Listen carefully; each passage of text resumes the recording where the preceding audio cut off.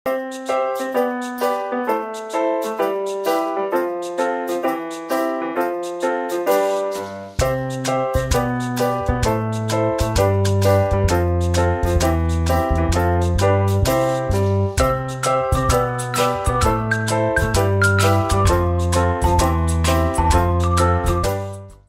warahmatullahi wabarakatuh. Kita mulai bersama-sama dengan baca basmalah. Bismillahirrahmanirrahim. Nanti selama 2 jam ke depan, topiknya menyiapkan generasi berkualitas. Setelah sama Mbak Nur tadi diajarin caranya. Diajarin nggak? Oh enggak ya? Oh kenapa enggak? Oh enggak bertanya gimana caranya membuat generasi berkualitas. Harusnya kan setelah akad nanti membuat dulu baru nanti kualitasnya setelah punya. Sebelum kita punya, ada baiknya kita mempersiapkan konsepnya apa yang akan kita miliki dalam rangka mempersiapkan generasi berkualitas. Oke, kita akan main-main dulu. Semua perlengkapan yang ada di pangkuan mungkin bisa disimpan di bawah kursi. Sama saya semuanya sudah kenal kan ya? Sudah diperkenalkan. Mungkin kalau ada yang terlambat, mungkin ada belum tahu. Panggilan saya Paman Dodo. Paman, datang dari desa. Saya dari Jogja. Ada yang dari Jogja? Ada? Nggak ada? Oh nggak datang? Nanti honeymoonnya ke Jogja. Ada yang punya rencana honeymoon ke Jogja? Untuk mempersiapkan diri, kita akan cek apakah sudah cukup konsentrasi atau belum. Semua posisi silakan duduk dengan kaki seperti ini. Saya tuh sehari-harinya sama PAUD, sama anak-anak. Saya guru besar, karena murid saya kecil-kecil. Nah, setiap hari saya main tepuk, nyanyi, ada gerak lagu dan macam-macam. Nah, saya ajarkan satu tepuk yang ini salah satu favoritnya anak-anak. Ini juga sekaligus kalau untuk anak-anak melatih konsentrasi. Kalau buat teman-teman ngetes apakah konsentrasinya mengalami gangguan atau tidak. Kalau mengalami gangguan itu ada namanya gangguan konsentrasi atau dalam istilah ABK-nya itu ADD, Attention Deficit Disorder. Ada yang mendalami dari psikologi, dari pendidikan anak usia dini pasti tahu. Caranya begini, tepuk 1, 2, 3. Saya akan berhitung 1, 2, 3. Posisinya tangan ada di pangkuan. Tepuk 1 yang paling gampang. Level yang paling mudah. Lihat dulu, tepuk 1 nanti secara kompak, secara serentak. Lakukan seperti ini. Rock, tap, rock.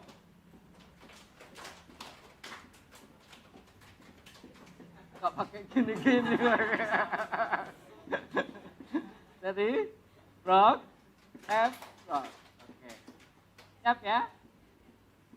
Konsentrasi dimulai. Tepuk 1. Iramanya kita seragamkan. Rock, jeda setengah ketuk. Tap, rock. Rock, tap, rock. Oke, good. Konsentrasi dimulai. Tepuk 1. Sekali lagi. Tepuk 1. Tapi yang belum lulus. Ini harusnya ada yang bawa listrik ya? Yang melakukan kesalahan downtrack. Kita lanjut ke level 2. Tepuk 2. Tepuk 2 caranya seperti ini. Ini juga masih lebih mudah. Masih mudah. Rock, rock, tap, rock. Semangat ya. Siap. Konsentrasi dimulai. Tepuk 2. Langsung lulus. Oh. Nah, yang ini butuh konsentrasi minimal 75%. Perhatikan baik-baik. Level 3 ya. Oh, yang lebih mudah atau yang sulit? Oh, yang sulit katanya. Saya ikut yang paling. perhatikan dulu, lihat dulu, nanti ingat-ingat polanya, ingat-ingat rumusnya ya. Tepuk 3 seperti ini. Lihat dulu. Rock, rock, tap, rock, rock, rock, tap, rock, rock, rock, tap, rock. Saya ulang sekali lagi. Perhatikan sekali lagi. Tepuk 3. Rock, rock, tap, rock, rock, rock, tap, rock, rock, rock, tap, rock. Oh, sudah tahu berarti rumusnya. Rumusnya adalah 2, 3, 3, 1. Oke. Sip. Konsentrasi dimulai. Tepuk 3.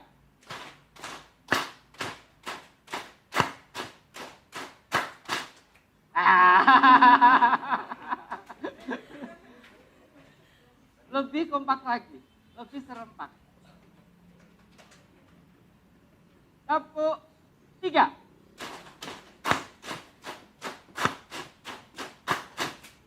Masih ada yang masih belum benar. Nah, kita lakukan sekali lagi sampai betul-betul semuanya siap ya. Konsentrasi. Tepuk 3.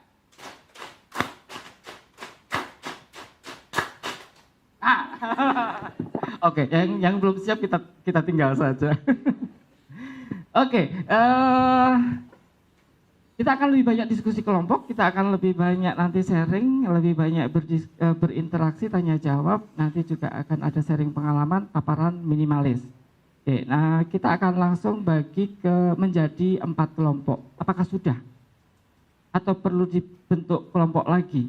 Perlu dibentuk kelompok lagi.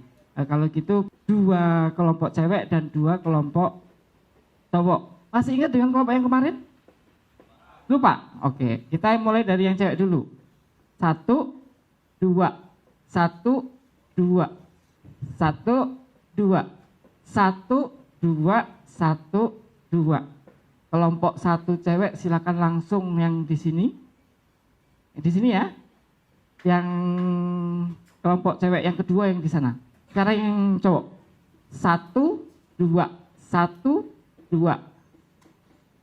1, 2, 1, 2, 1, 2, 1, 2, 1, 2, 1. Yang cowok 1 di sini, cowok 2 di sana. Kita akan melakukan pemilihan kepala kelompok, kepala suku. Caranya ikuti saya. Saya akan berhitung 1, 2, 3. Hitungan 1, telunjuk kanan angkat. Sekarang kita coba ikuti. Teriakkan wer, wer, wer. Dan tangan digerakkan melingkar lebar. Wer, wer, wer. Oke, itu hitungan 1. Hitungan 2, teriakkan wer, wer, wer, wer, wer, wer. Lebih cepat, lingkarannya kecil. Putarkan jari Anda di atas kecil. Nanti hitungan ketiga, tunjuk 1 teman di kelompoknya masing-masing. Paham ya? Paham? Oke, siap. Oh, nggak boleh ngecing oh ya. Siap. Hitungan 1. Wer, wer, wer, wer, wer. Teriakkan wer, wer, wer. 2. Wer, wer, wer, wer, wer, wer, wer, wer, wer, wer. 3. Siapa yang paling banyak ditunjuk, itulah kepala sukunya. Oke, sudah? Oke, kalau gitu kepala suku saya panggil. Satu suku, setiap suku mendapatkan 1 flip chart dan 1 spidol. Oke, silakan sudah. Oke. Nah, sekarang sudah boleh, mau lesehan boleh, mau ditempel boleh. Lesehan boleh, ditempel di dinding boleh. Saya punya tugas khusus yang sangat mulia yang hanya saya berikan kepada para kepala suku. Ya. tugas pertama adalah dengan kekuasaan yang Anda miliki, Anda boleh semena-mena gunakan telunjuk sakti Anda. Siapa rakyat yang nanti akan mewakili presentasi?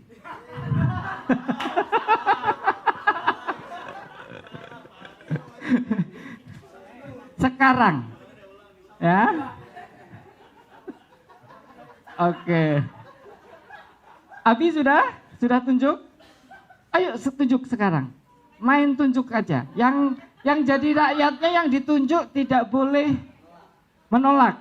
Anda hanya bisa pasrah mengikuti apa yang menjadi titah kepala suku. Nia sudah?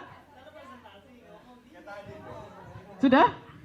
Tunjuk saja satu yang nanti akan presentasi. Siapa? Asya. Siapa namanya? Bayu. Suku cowok satu siapa?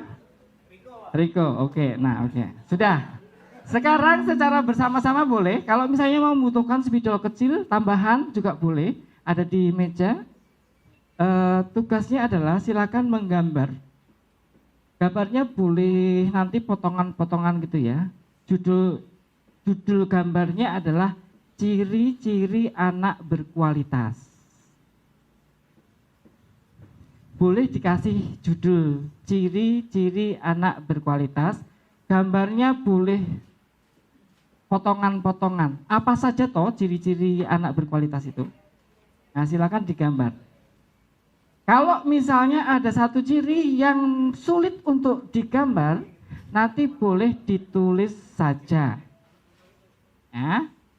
Silakan hal-hal yang memang sulit untuk digambarkan, boleh ditulis saja.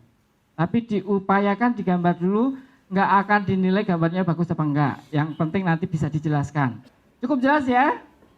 Kepala suku memimpin warganya untuk segera melakukan tugas penting ini. Silakan. Ya, kalau bisa dipenuhin. Ya.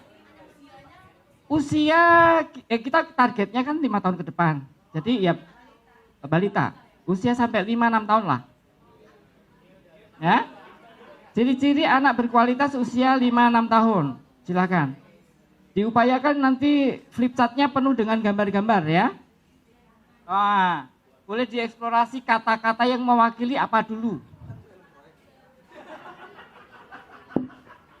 Silakan tambahkan kata-kata mungkin yang lebih lengkap lagi, dieksplorasi. Boleh dilengkapi dengan kata-kata yang mendukung tentang ciri-ciri anak berkualitas. Pada pinter-pinter gambar ternyata. Gak salah pilih. 10, 9, 8, 7, 6, 5, 4, 3, 2, 1. Oke, time's up. Waktu habis. Silahkan yang tadi dapat tugas presentasi berdiri. Kita mulai dari suku cowok 2. Suku cowok 2 boleh dibantu temannya memegangi gambarnya. Lalu presenternya siap-siap mempresentasikan hasilnya ke semua teman-teman di kelas di suku yang lain. Silakan. Oh, kita lihat tuh gambarnya. Siapa? Mas Bayu ya, silakan. Menurut kelompok kami, ciri-ciri anak berkualitas itu orang senyum ini kita melambangkan anak yang baik, anak yang sopan, bisa mengerti atau menangkap maksud dari orang tua. Oke, good, bagus. Selanjutnya anak pintar kita lambangkan dengan seperti rumusnya Einstein, anak yang itu pintar. Gambar anak pintar. Lalu ini anak yang sehat dan kuat. Fisiknya sehat, kuat. Oke, good, bagus. Berikutnya. Terus ini ceritanya lagi dia udah bisa berbicara dan dia udah bisa berhitung lah Pak. Aspek kognitif dan bahasanya. Iya. Ya, oke, good. Tepuk tangan buat suku cowok 2. Cukup, silakan duduk di tempat. Langsung kita pindah ke cewek 2. Kalau dari kelompok 2, di sini ceritanya anaknya lagi tunjuk tangan gitu. Jadi Anak yang berkualitas itu anak yang aktif, terus berani berbicara di depan banyak orang. Terus kalau di sini ceritanya ada buku, dia pintar, kebaca.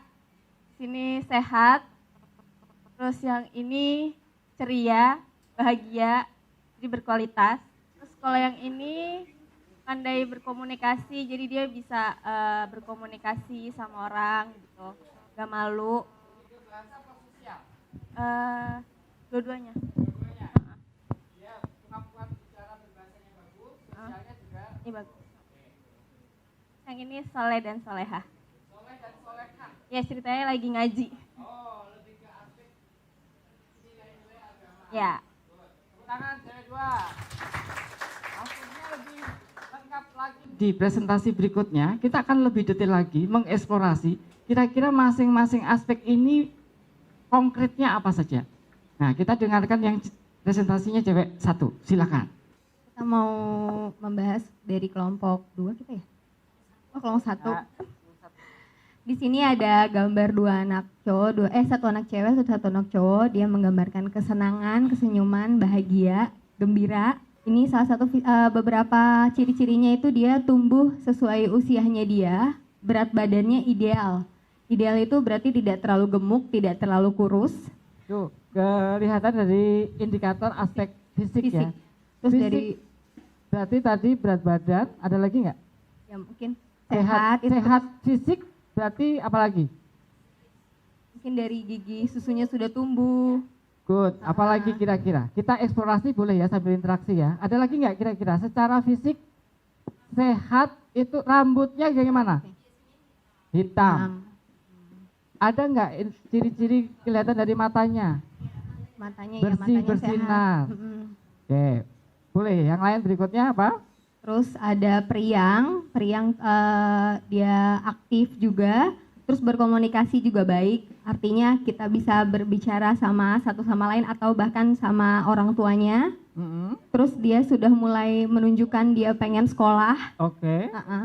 Terus dia juga dari situ dia bisa bersosialisasi dengan baik. Terus biasanya dia inisiatif. Inisiatifnya bagus. Ya, inisiatifnya bagus. Terus dari situ dia juga sudah mau belajar agama. Oke. Belajar agama secara Dari nilai agama spiritual. dan moral. Terus ada juga ciri-cirinya itu dia senang bermain. Senang bermain? Ya. Senang bermain itu aspek yang mana kira-kira? Mungkin sosial kali ya. Emosional. Ya, senang Good. bermain. Ada lagi? Terus terakhir itu dia aktif mendengarkan juga. Jadi dari dia mendengarkan, dia juga bisa mengikuti gaya-gayanya dari mendengarkan dia juga bisa mengaplikasikan ke dirinya dia bahwa bisa ngikutin caranya seperti apa orang lain gitu. Itu lebih ke kognitif maksudnya. Kognitifnya bagus, memperhatikan. Kemampuan pemahamannya bagus. Oke, tepuk tangan suku cewek 1. Kita eksplorasi lagi bagaimana dengan suku cowok 1. Silakan. Baik, Wah, terima ini kasih. gambarnya paling penuh. Orang yang ekspresif semua, Pak. Ya, jadi saya mewakili teman-teman di kelompok 1. Ini menurut kami adalah ciri-ciri anak berkualitas, ya. Tadi kan skopnya adalah balita. Kita sebutnya balita kekinian. Oh. Ya. Jadi selain Cukupnya cukup kekinian juga nih kelihatannya. ya, jadi seperti yang Paman Dodo sudah jelaskan di sini aspek-aspeknya kebetulan kita sudah mencakup semuanya. Woi, Ya. Dari pertama dari fisiknya sehat, mereka aktif olahraga. Ya. Di sini ada bola, nanti belum jadi sepedanya, ya. Kemudian kalau dari bahasa, selain menguasai bahasa Indonesia yang baik dan benar, juga menguasai bahasa Inggris, Oh, gitu dan juga ya. tidak lupa bahasa Arab. Oke. Ya. Kemudian kalau dari kognitifnya, kita tunjukkan dengan rajin membaca buku dan juga di situ pinter hitung-hitung sempoa. Matematika. Oh, sempoa gambarnya. Sempoa.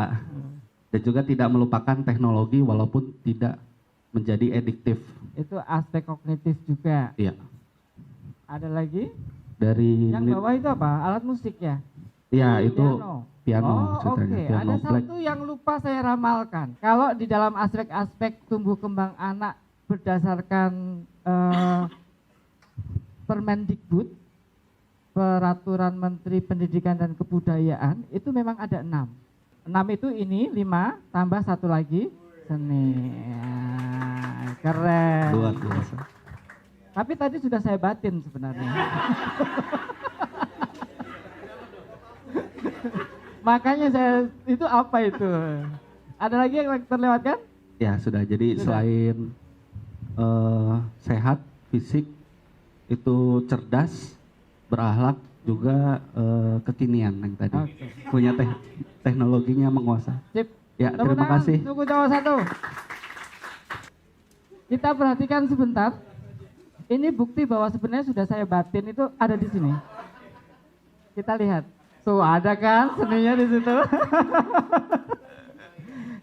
Jadi ini adalah ciri-ciri generasi berkualitas dengan usia kira-kira 5 sampai dengan 6 tahun. Ada aspek fisik, kognitif, sosial, emosional ini saya jadiin satu. Tapi kalau di Permendikbud itu hal yang terpisah. Makanya di sini 5 ya, harusnya 6. Gitu. Sehat tadi sudah kita bahas, sebagian besar sudah dieksplorasi juga. Berat badannya, tinggi badannya. Kalau standarnya WHO itu nanti juga ada lingkar kepala, lingkar lengan. Ada 4 standar itu yang nanti akan dipantau terus. Nanti, nah ini ngomong-ngomong sudah merencanakan punya anak langsung? Sudah, langsung ya nanti. Nah itu artinya semoga kalau misalnya memang sudah siap dan memang memutuskan untuk punya anak, tahun depan berarti kan anak itu akan hadir dalam keluarga masing-masing. Tuh. Nah, satu hal yang nanti akan terus selalu diikuti, dipantau adalah semua aspeknya ini. Salah satunya adalah dalam pertumbuhan dan perkembangan fisiknya. Kulit dan rambutnya bagaimana, nafsu makannya bagaimana, itu jadi indikator dia sehat. Kalau nafsu makannya bagus, baik, itu berarti dia sehat. Terus kemudian mulutnya gimana, bau enggak, mata bersih bersinar. Dari aspek kognitif tadi juga sudah banyak yang menyebutkan ceria, aktif, semangat. Kemampuannya selalu bertambah tahun demi tahun. Kita perlu lebih peka.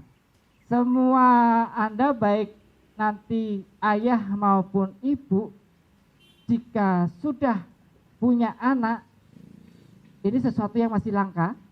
Saya perlu katakan di sini karena saya punya pengalaman bergaul dengan orang tua dan yang terjadi adalah orang tua kebanyakan itu tidak memiliki standar perkembangan anak, tidak pegang. Padahal itu sangat penting sekali. Dalam rangka apa? Utamanya untuk menstimulasi, untuk memberikan rangsangan yang tepat, dan juga untuk melihat perkembangannya, apakah sesuai enggak anakku, sesuai dengan standar enggak? Standar perkembangan yang normal apa tidak. Nah, salah satu nanti yang perlu lebih peka dilatih adalah kemampuannya bagaimana. Bulan demi bulan itu sudah ada, kita tinggal baca, kita tinggal pelajari. Begitu anaknya sudah ada, itu akan lebih mudah untuk dilihat. Ya. Terus anaknya eksploratif apa tidak? Tadi bahasanya adalah inisiatifnya tinggi, rasa ingin tahunya tinggi. Kreatif apa enggak? Nah, nanti juga seiring dengan perkembangan usia, kita sebagai orang tua perlu melatih kedisiplinan, kemandirian, tanggung jawab sampai ke level-level sebelumnya. Tetapi disiplin, kemandirian, tanggung jawab tetap dimulai dari sejak dini. Gitu ya. Hal yang juga terjadi sekarang adalah baik latar belakang pendidikan sosial ekonomi bawah maupun atas itu banyak sekali kasus anak kedisiplinannya, kemandiriannya, tanggung jawabnya rendah karena salah satu faktornya bukan salah mereka, bukan salah anak, salah siapa? Salah orang tua, salah pola asuh yang diterapkan yang tidak tepat. Tegel itu tega. Itu orang tua zaman sekarang berbeda dengan orang tua zaman dulu. untuk membuat anak kerja keras, untuk membuat anak disiplin, untuk membuat anak mandiri. Itu sekarang yang lebih banyak meningkat itu adalah memanjakannya. Nah, itu loh. Sebagian dari Anda mungkin nanti akan diingatkan oleh orang tua kalau anak sama anak jangan manja-manjain gitu. Harus tegas. Nah, pada saatnya mungkin akan menemukan kasus seperti itu. Nah, berikutnya adalah nilai agama moral. Bagaimana nanti kita mengajarkan nilai-nilai agama Islam. Nanti di slide berikutnya ini lebih kita dalami. Dalam kemampuan bahasa tadi lebih secara inti, core-nya bukan kemampuan berbahasa Inggris, Arab, Mandarin, yang lain-lain, tetapi lebih kepada bagaimana kemampuan reseptifnya. Reseptif itu menerima, memahami tadi, pemahamannya, terus kemudian bagaimana kemampuan menyampaikan, nanti mulai dari 1 tahun, baba, tata, itu sudah indikator dia punya kemampuan bahasa yang bagus. 1,5 tahun sudah dada, mama, bu, atau mungkin bunda, gitu. Mam, itu indikator bahwa dia kemampuan berbahasanya secara lisan itu lebih bagus. Dan juga nanti pada saatnya akan ke level dia tuntut untuk bisa nulis. Tahapannya panjang. Nanti kita akan belajar bahwa ada prinsip pembelajaran secara lebih lanjut setelah punya anak. Nah, prinsip-prinsip pembelajaran itu yang perlu Anda teman-teman kuasai. Bahwa belajar itu salah satunya ya, belajar itu bertahap. Mulai dari 0 sampai dengan 6 tahun di Permendikbud itu secara menulis, kemampuan menulis standarnya itu adalah menulis namanya sendiri. Itu motorik halus, memori, terus juga konsentrasi karena dia harus duduk tenang kan. Kebanyakan anak-anak yang aktif, yang terlalu tinggi itu biasanya bukannya tidak bisa menulis, kemampuan menulisnya menjadi rendah karena dia nggak bisa jenak untuk duduk. Tuh. Nah, itu tidak dimulai dari langsung menulis. Ya, nggak bisa kan, bayi dari sejak lahir sudah langsung harus dipegangin pensil. Ada tahapannya.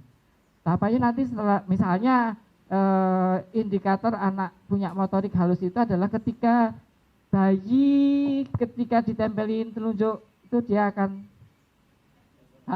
apa ini namanya?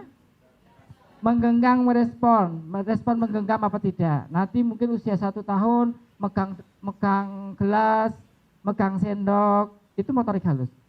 Nanti nyobek, meremas-remas, nempel-nempel, gunting-gunting kalau sudah sekolah di kelompok bermain, nanti akan dilatih pra menulisnya dulu sampai ke menulis. Itu tahapannya nanti akan panjang. Gitu. Nih ya.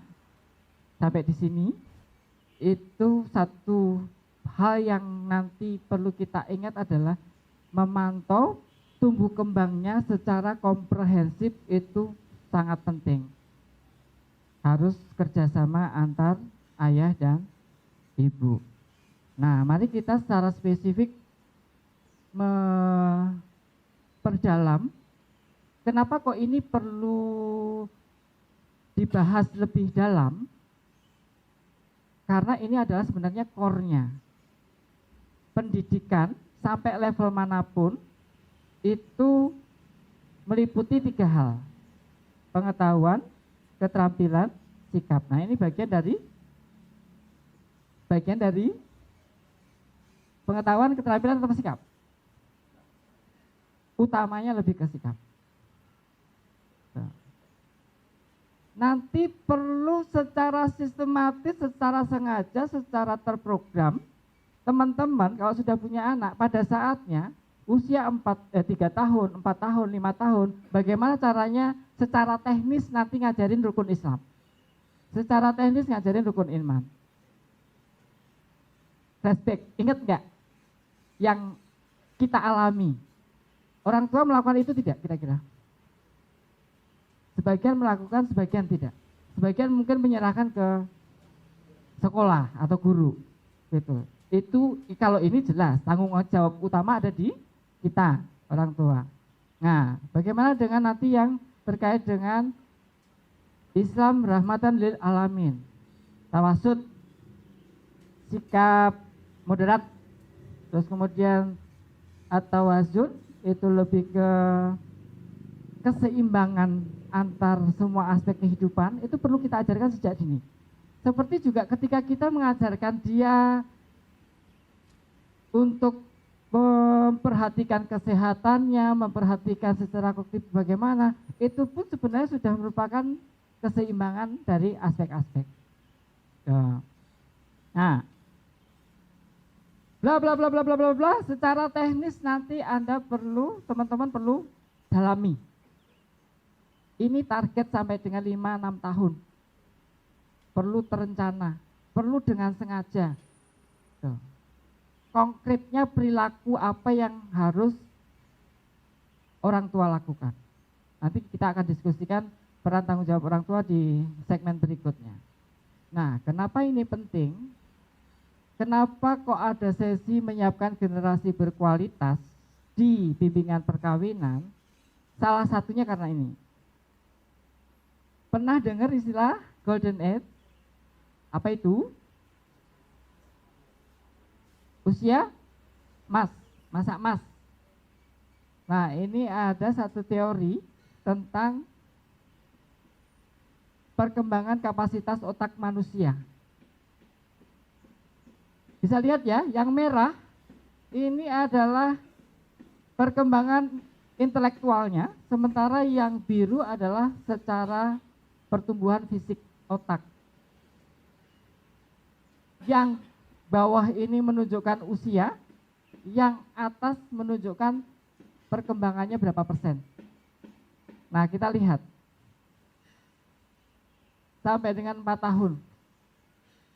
Anak 4 tahun, nah target kita nanti di Binwin ini lebih ke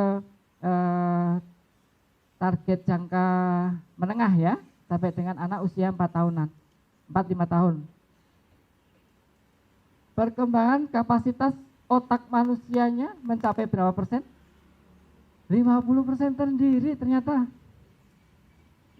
Selama hidup manusia, perkembangan sarafnya di usia 4 tahun ternyata sudah sampai 50% sendiri.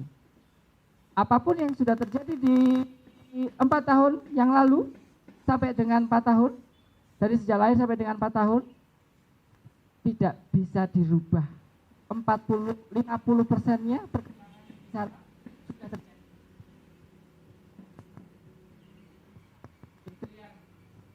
Jangan sampai nanti nyesel. Apakah, jadi mantap sorry. Apakah IMD apa tidak? IMD ada yang paham? Ayo apa? Inisiasi menyusui dini. Apa itu maksudnya nanti tanya ya. Terus ASI eksklusif apa tidak sampai dengan 6 bulan. Setetes air putih pun kalau sudah tercampur itu sudah tidak eksklusif lagi. Betul-betul murni, dihindari yang lain-lain, eksklusif 6 bulan dan dilanjutkan sampai dengan minimal 2 tahun. Minimal 2 tahun. Ayahnya, ya nanti bapaknya, ibunya setiap hari nyentuh dia apa tidak, nemenin dia apa enggak, ngajak ngomong dia apa tidak, nemenin main apa tidak, bacain buku cerita setiap mau tidur apa tidak. Itu nanti yang akan mempengaruhi 50% di 4 tahun pertamanya. Sekolah di PAUD apa tidak? Nah, itu promosi sekali. Tuh. Nanti salah satu yang perlu didiskusikan adalah kuantitas, kualitas dua-duanya itu mutlak. Sama pentingnya. Kuantitas waktu seberapa banyak, baik ayah maupun ibu. Yang kedua adalah kualitas interaksi. Nah, interaksi kemarin Bu Alisa sudah nyinggung rekening bank emosi. Sama ketika berinteraksi dengan anak adalah tidak jauh-jauh dari itu. Ke setiap anak kita punya rekening bank emosi. Interaksinya positif atau tidak? Membuat dia senang apa tidak? merasa disayangi sebagai anak oleh ayahnya atau oleh ibunya apa tidak. Itu nanti terkait dengan kualitas waktu. Nah, kalau saya tidak hanya sampai dengan 4 tahun, sampai dengan 8 tahun, 80% masih golden age. Masih merupakan masa emas sampai dengan 8 tahun. Tuh. Ya, oke. Kita sedikit tambahin tentang anak cerdas sama enggak, itu bedanya apa? Ternyata kalau kita lihat tempurung otak dibuka, itu strukturnya memang beda. Tuh. Yang pertama adalah jumlah sel otaknya ini loh. Itu memang beda jumlahnya. Dari sejak lahir ada faktor genetis dari kedua orang tuanya. Bapak, ibu, kakek, nenek, mbah buyut, itu juga masih punya pengaruh. 3 generasi ke atas itu pengaruhnya masih cukup signifikan, cukup besar. Tapi yang paling besar ya bapak ibu kandung langsung gitu. Begitu lahir, nanti lingkungan akan lebih banyak berperan juga. Tuh, termasuk nanti gizinya, termasuk yang tadi kasih sayang diberikan, kebersihan, kesehatan, daya tahan tubuhnya bagaimana ya. Nah itu faktor-faktor lingkungan nanti akan mempengaruhi. Ini baru lahir, ini 3 bulan, ini 2 tahun. Salah satu yang membedakan anak pintar sama enggak itu tadi adalah jumlah sel otak atau neuron. Yang kedua, anak pintar sama enggak itu juga yang membedakan adalah antar sel otak. Ada yang kuliah di kedokteran mungkin. Apa namanya? Sinapsis, sambungan otak, sel otak satu dengan sel otak yang lain. Itu ada serabut otaknya. Ibarat pohon, itu akarnya lebat. Akar yang lebat itu menyimpan air yang banyak. Nah itu gambaran seperti otak, ketika dia serabut otaknya banyak, artinya dia menyimpan banyak data. Gitu. Sehingga dia nanti akan semakin pintar. Ini setelah 2 tahun, ini setelah 8 tahun ke atas. Sudah begitu kompleksnya. Tadi yang membedakan anak pintar sama enggak. Dan bagaimana nanti membuat anak menjadi punya kecerdasan yang lebih optimal, nanti kita diskusikan di aktivitas yang kedua. Oke. Nah, ini satu lagi ya. Ini yang tadi saya katakan bahwa mendidik sampai dengan dari PAUD sampai dengan perguruan tinggi ada 3 hal yang jadi satu paket. Pengetahuan, keterampilan, sama sikap.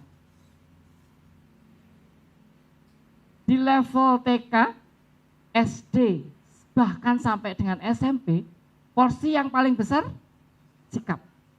Apalagi yang di sini nih. Ini kalau misalnya teman-teman melihat, menilai, mengira-ngira berapa persen?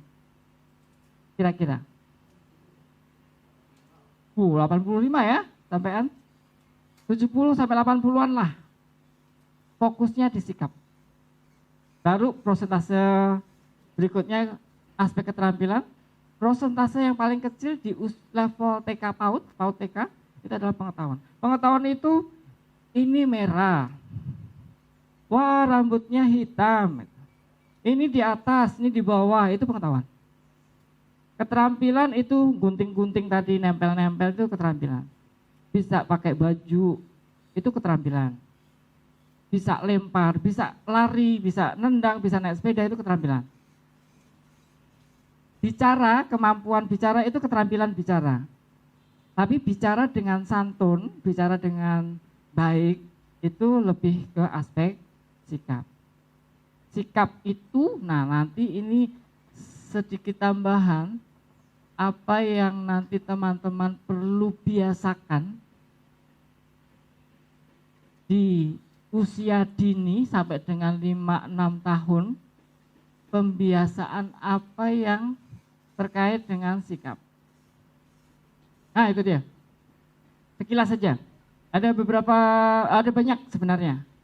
Senyum, pembiasaan sapa, senyum, salam, berkata jujur. Nah ini di aspek-aspek sikap yang nanti perlu kita lebih kuatkan. Porsinya tadi berapa? 70-80% energi waktu kita, perhatian kita, fokusnya ke situ. Karena ingat tadi sampai dengan 8 tahun berapa persen perkembangan otak? 80. 80 itu artinya apa? 80% nanti akan mempengaruhi sepanjang hayat. Kapasitas otak manusia tadi di situ di grafik tadi digambarkan sampai mencapai 100%-nya di usia kurang lebih 18 tahun. Ada yang masih 18 tahun? Belum boleh daftar kan? Itu artinya apa? Kalau udah 18 tahun itu udah mentok sebenarnya. Potensi kecerdasan manusianya itu udah mentok.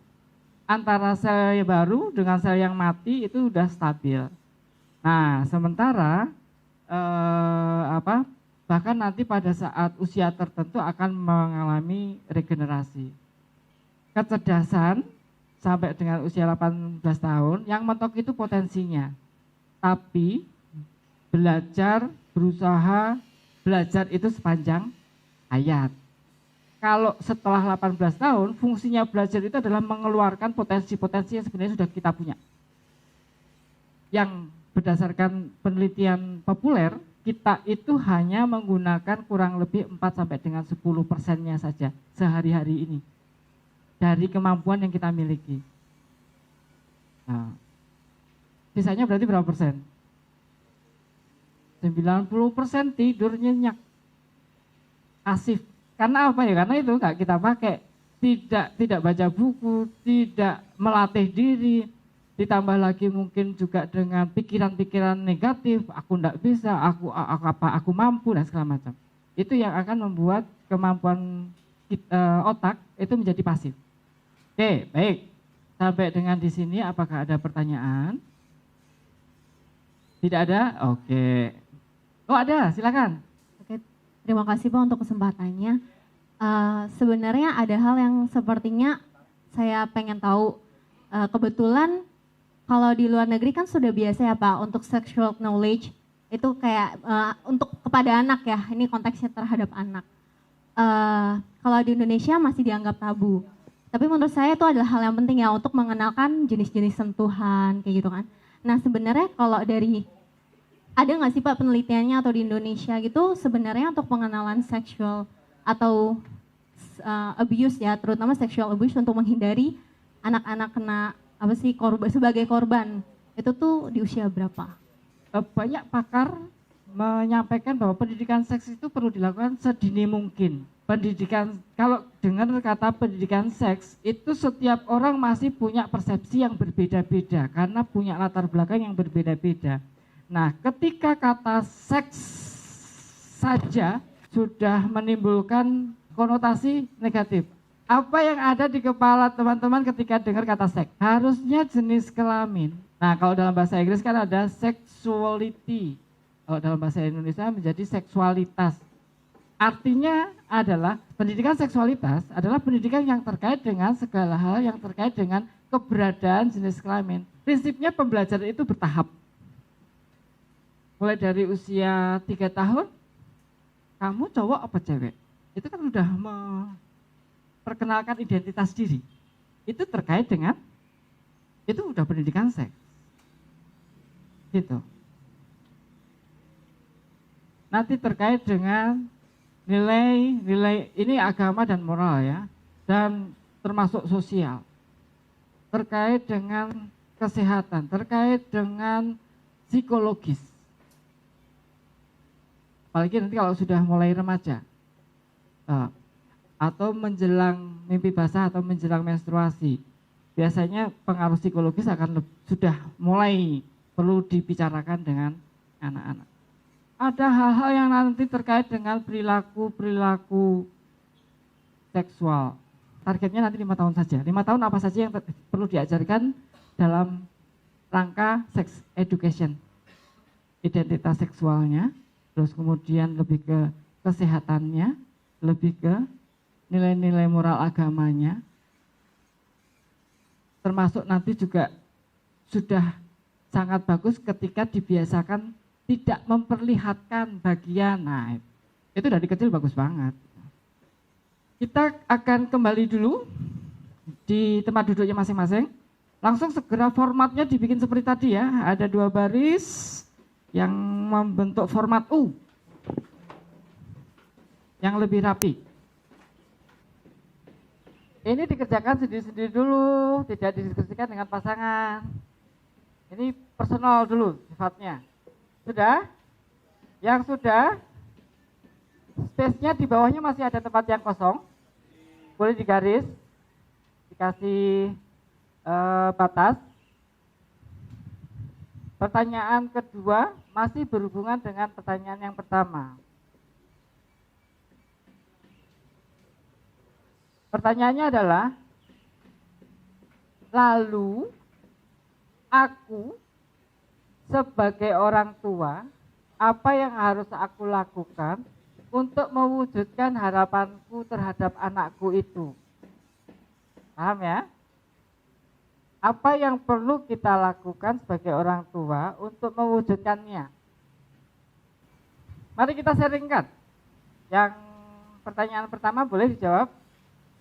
Lia besok pengen anaknya seperti apa? Sehat, Sehat,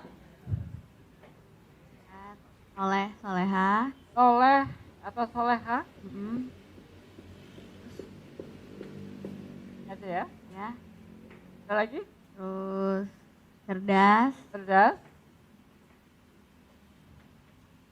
berbakti pada orang tua. berbakti pada orang tua. Ada yang belum tertulis di sini enggak? Atau mungkin sama? Ada, Ada. ramah, Ramah belum. baik tingkah laku dan bahasanya atau pendidikannya. Baik. Dalam kurung tingkah laku dan bahasa. Sudah? Cukup? Ya. Cukup. Oke, sekarang wakil calon ayah. Ada tambahan? Untuk yang anak soleh, Anak soleh sudah ya? sudah ya. Kemudian yang tambahannya paling di sini kayak rajin, suka Rajin, belum masuk ya? Rajin. Ada suka, lagi?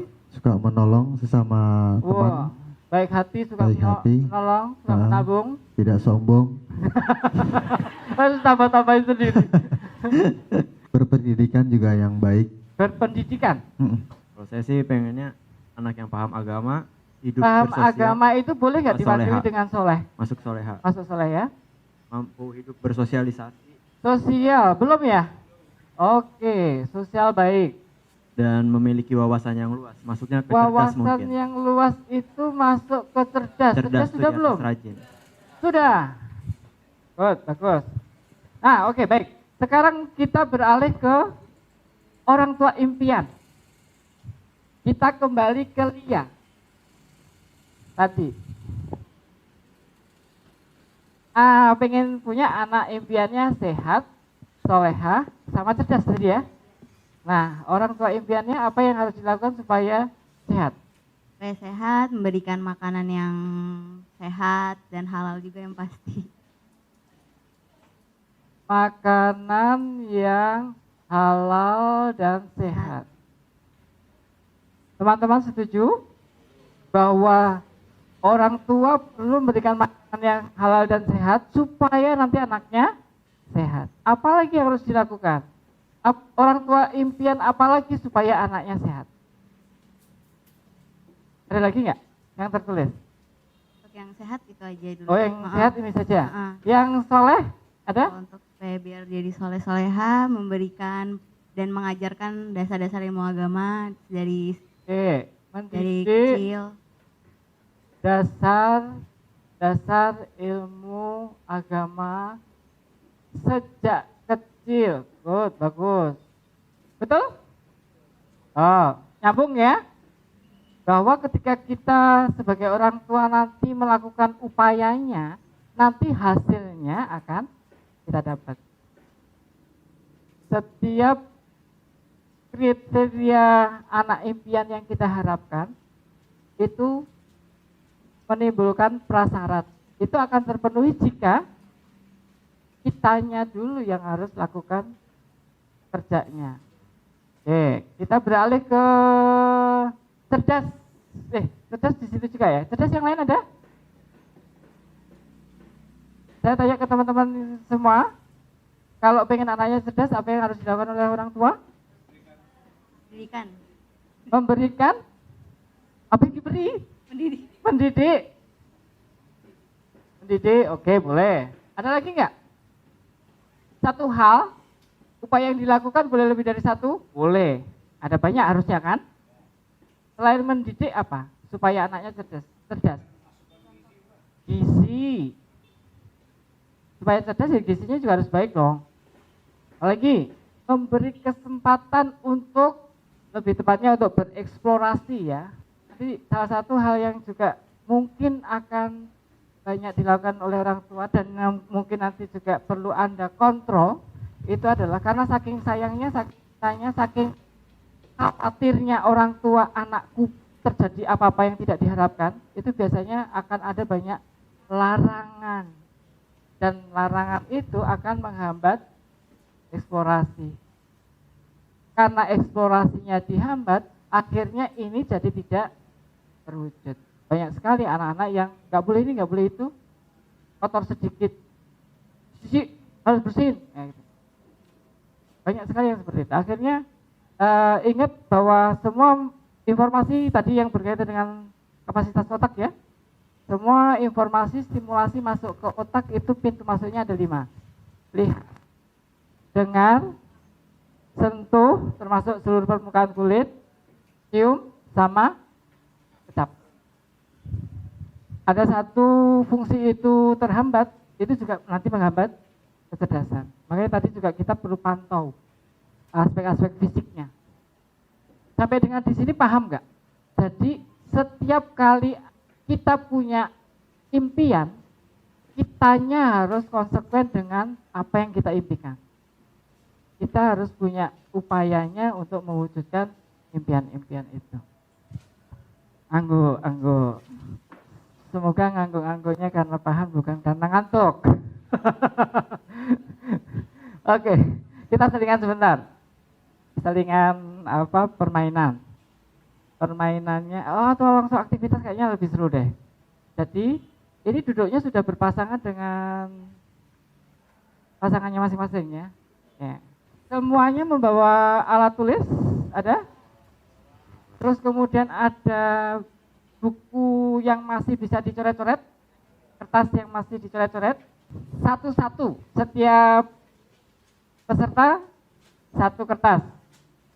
Pakai kertas yang barusan juga boleh kalau halaman sebaliknya kosong. Nah nanti setelah ini akan saya berikan satu pasang satu.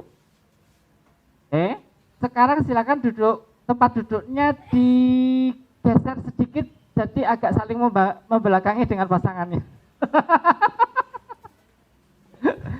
Nah ini posisi yang lagi berantem.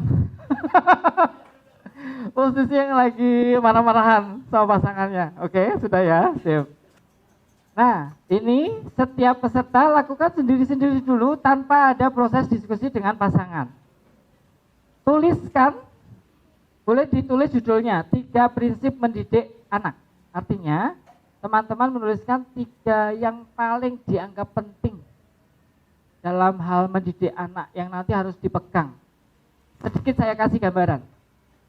Prinsip itu seperti ini. Ini saya lempar ke atas, apa yang terjadi? Kenapa jatuh? Karena hukum gravitasi. Prinsip itu analoginya seperti hukum. Hukum yang dimanapun, kapanpun tidak boleh dilanggar. Kalau misalnya ada yang melanggar, terjun tuh ke lantai, dari lantai 2, apa yang terjadi? Ya bisa wassalam, bisa koit ya. Minimal nanti ada luka berat.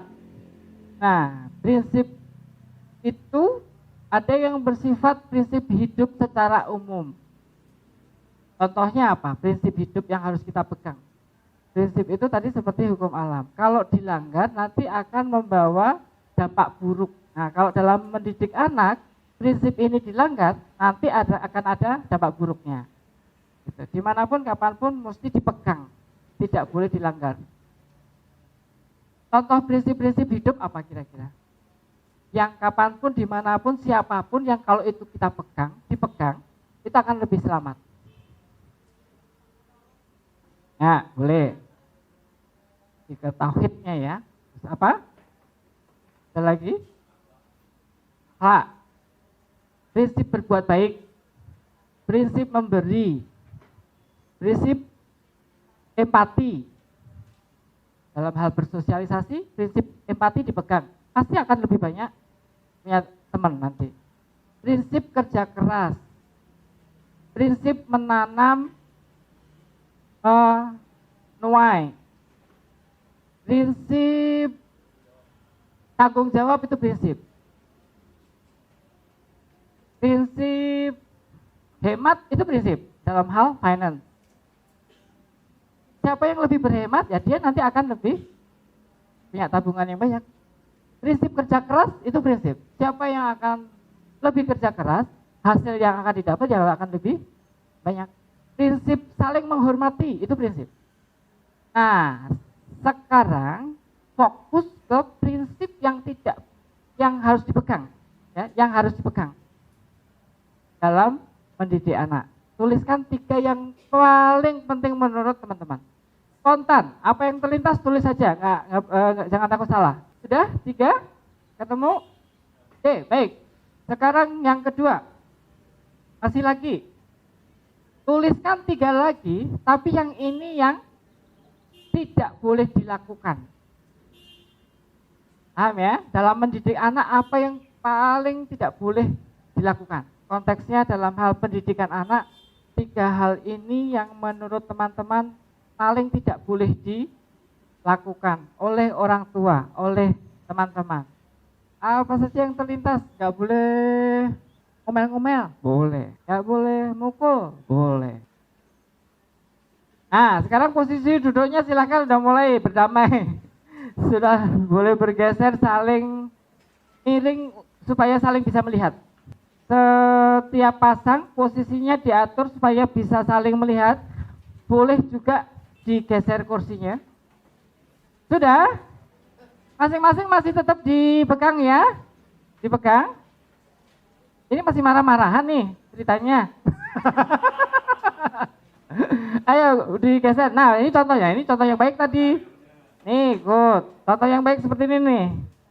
Kita akan lakukan proses, karena sempit ya. Kita akan lakukan proses membuat kesepakatan. Nah, yang dilakukan pertama kali adalah sekarang calon ibunya dulu nih yang membacakan jawabannya. Bilang kepada calon pasangan Anda. Panggilnya apa?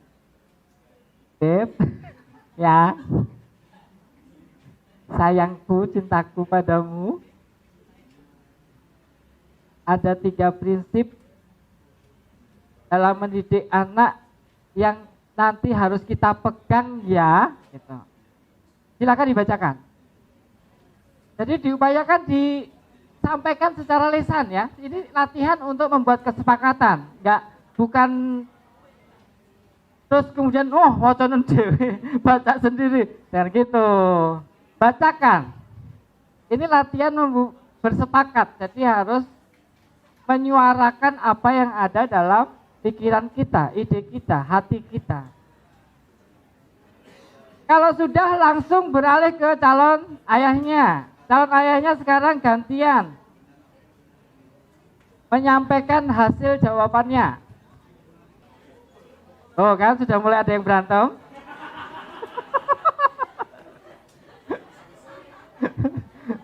Kertas tadi ini ya sudah mendapatkan setiap pasangan 1, sudah ya.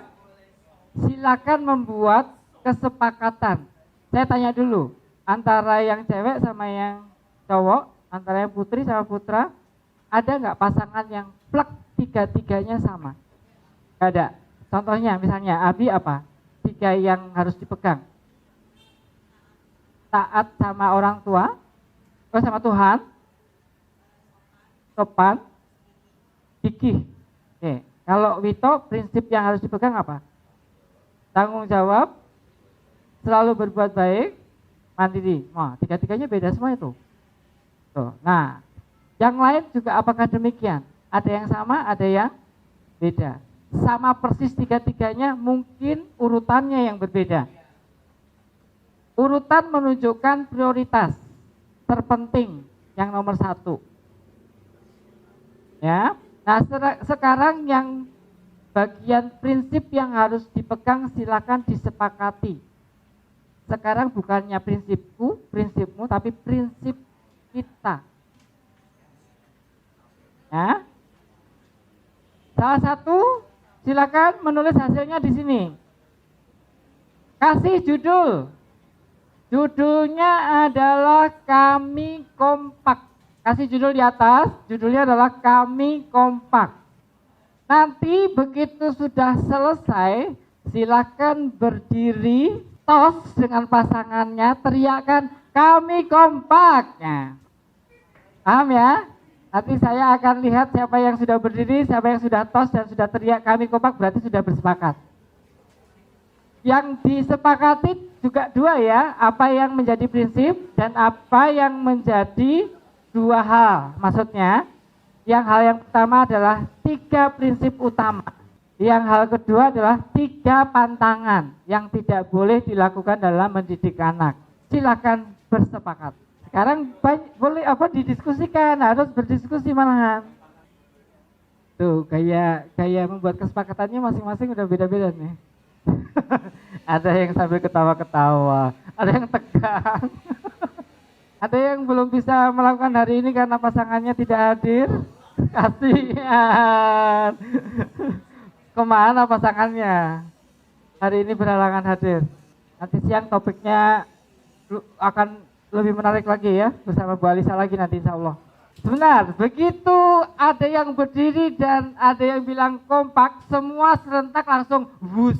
Kasih energi positif. Wus. Wus. Oke, ini sedikit tambahan contoh prinsip yang perlu nanti kita pegang sebagai orang tua dalam konteks mendidik anak. Tadi yang pertama kali dikatakan sama Dias, ya kan? Betul. Boleh. Yang disepakati prinsip yang pertama apa? Ya, yang berdua hasilnya yang tadi sudah kompak. Ya, tanggung jawab, konsisten. Konsisten masuk ya? Oh, ini hanya sekedar contoh, tiap pasangan punya prioritas yang berbeda-beda, itu sah. Selama kompak itu jauh lebih bagus. Ya. Fokus utama sesi ini justru di situ. Seperti yang dikatakan sama Bapak Lukman kemarin. Sampai kakek nenek kita nggak akan bisa kok menyamakan apapun dengan pasangan kita. Nah, dalam hal ini prinsip yang kita pegang nanti dalam menghadapi sehari-hari sampai dengan anak kita remaja, itu juga akan tetap selalu ada perbedaan. Perbedaan sudut pandang, perbedaan respon, perbedaan nanti sikap orang tua kita, ayahnya atau ibunya. Nah, yang diperlukan adalah membuat kesepakatan. Nah, kalau kesepakatan, Anda beruntung bikin kesepakatan sebelum punya anak. Banyak orang tua yang sudah punya anak, udah brojol, anaknya udah gede, belum juga buat kesepakatan. Akhirnya yang terjadi apa? Capek, berantem, anak jadi sumber. Jadi salah satu sumber konflik, gitu. Karena responnya berbeda, sikapnya berbeda. Nah, ini ada beberapa contoh modeling. Modeling itu prinsip. Modeling itu juga bisa diartikan you go first. You artinya kamu, go pergi, first duluan. Ada yang dari Jawa Timur, artinya berarti minggat kono dhisik. Bukan. Artinya adalah segala sesuatu yang kita inginkan terjadi pada anak, dia harus kita lakukan lebih dulu. Gitu.